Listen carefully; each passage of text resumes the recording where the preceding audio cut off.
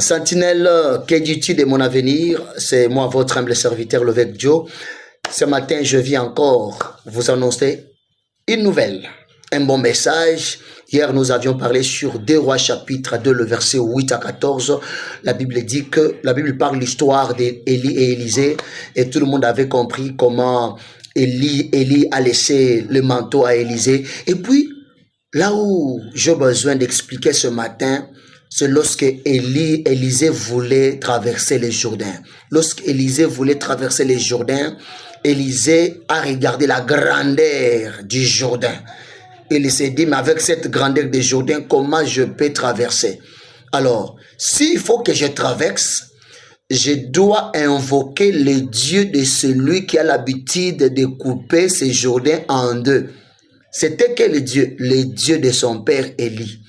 Je voulais dire à un serviteur de Dieu, il y a d'autres situations qui nous arrivent dans le ministère qui ont besoin des conseils des aînés et des grands, qui ont besoin des conseils des personnes qui ont vu le soleil spirituel avant nous, qui ont besoin d'avoir des orientations par des personnes qui sont sorties dans le monde spirituel avant nous.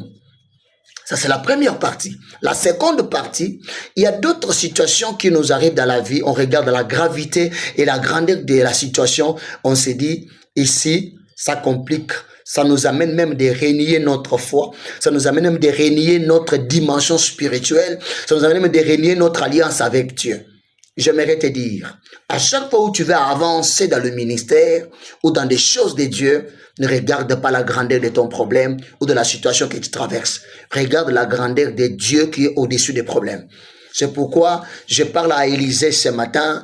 Je parle à Élisée ce matin. Élisée peut m'écouter. Je parle à une femme Élisée, un homme Élisée. Écoute-moi très bien. Ne regarde pas seulement la grandeur du Jourdain, mais c'est très bien que en dehors de la grandeur du Jourdain, il y a un Dieu qui est au-dessus du Jourdain.